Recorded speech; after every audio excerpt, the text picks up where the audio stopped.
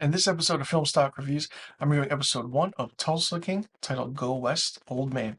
Now, this is created by Taylor Sheridan, who created Yellowstone, Mayor of Kingstown, and it stars Sylvester Stallone in his first scripted television series debut. And he plays a mafia capo who was just out of prison after 25 years for taking a fall for something else by keeping his mouth shut all these years. He is now released. Um, this is a very interesting show and how it started, and the way it was done was really, really good. Now, like I said, he's out of prison now. He meets his colleagues, and they tell him to go to Tulsa, Oklahoma. He doesn't know why, because they want him to establish some sort of criminal operation there for some reason, but they don't tell him the full story. The writing and the aspect of how that scene was done when he meets his colleagues after all these years is really, really brilliant. Taylor Sheridan wrote a tremendous dialogue sequence back and forth with the arguing, the shouting, and the tension that arises. And once that happens, and then once everything clears the air and he agrees to go to Tulsa, uh, Stallone's character of Dwight Manfredi, arrives in Tulsa, tries to figure out what's going on, and he's trying to, get acquainted with life now. Because after 25 years, he's trying to figure out what's happening. He looks around outside, he sees people wearing VR headsets, riding motorized scooters, things around him have changed. He doesn't know what certain things are, like the iPhone or, for that matter. And not knowing anyone in the area, he befriends a cab driver, and he takes him to this dispensary. He goes into this dispensary, tries to figure out the operations of what's going on, and it's just a whole comedic aspect of this entire episode. And it's funny because he goes in and asks Bodie.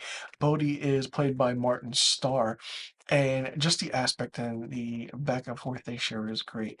I mean, you can tell the character of Manfredi knows things because he's so old school. He knows where the safe is. He knows how people work.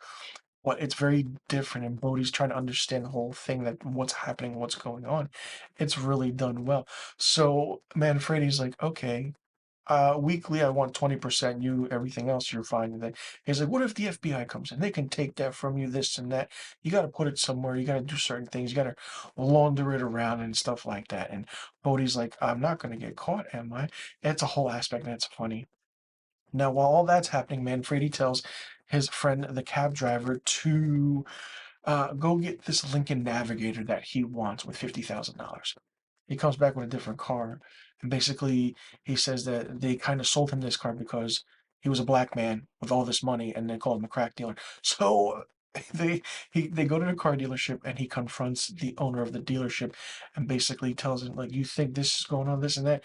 And Manfredi kind of beats him up in a way. He gets his Lincoln Navigator, he goes, and the entire time he's just trying to fit in. There are scenes where he goes to a saloon, meets with a the bartender, and kind of befriends the bartender Mitch, and tries to figure out what's going on in the area and everything, and makes friends.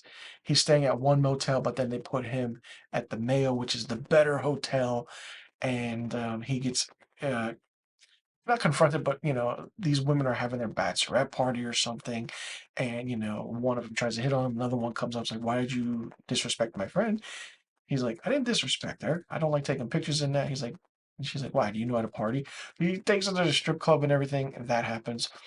The Manfredi and this woman get together, and but she leaves in a panic because she finds out how old she is, and then all the while we find something happening. This one guy, kind of, who looks like another Italian, capo or a mob person, kind of calls him up and says, "Do you know Dwight Manfredi's in Tulsa? Why is he here? Or am I mistaken?"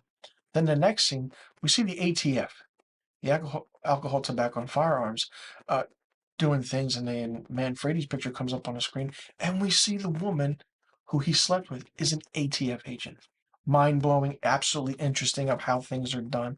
The entire aspect of seeing this show, was good because it was anticipated, because it's Stallone's first television debut. He's never done television, it's always been movies. And Taylor Sheridan is, doing a lot of things right now. And I always say when he does a slew and amount of shows that he's writing, one of these shows will have great episodes, the other shows will have bad episodes. This first episode of Tulsa King was actually really, really good. It was funny, it was great. You're actually rooting for Stallone's character of Dwight Manfredi because you don't know what to anticipate next and what's going to happen. A lot of things can happen, a lot of things are in store, but this first episode just laid the groundwork for what we can anticipate in this first season of this show. It's a great, great title. Love the story. Love how they're going somewhere where we've never even seen or heard of before, like Tulsa, Oklahoma. Can you actually establish a criminal organization or operation there? Well, let's find out. And all of a sudden, he's just making his rounds, making his way, and can he stand on his own? And what's going to happen? Who's going to be the enemies? Who's going to be the bad guys to him? And can he trust his former colleagues? That's the big question. Absolutely loved it, and I can't wait to see what happens in this season. Let me know in the comment section below what you thought about the first episode of Tulsa King, titled Go West Old Man, starring Sylvester Stallone as Dwight Manfredi. Did you like it? Did you not like it? What did you think of it? What do you think about Taylor Sheridan taking on a show like this? Do you like the mafia aspect to it? Do you like that he's being gritty and right in your face with it? Do you like the dialogue? And do you think that more can be done, or do you think it's perfect? And what do you think is going to happen in this first season of Tulsa King? Let me know in the comment section below about all the questions I just asked, and be sure you tune in weekly for my episodic reviews of this series, and I'll see you all in the next review video, and be sure you tune in next week for my episode 2 review of Tulsa King.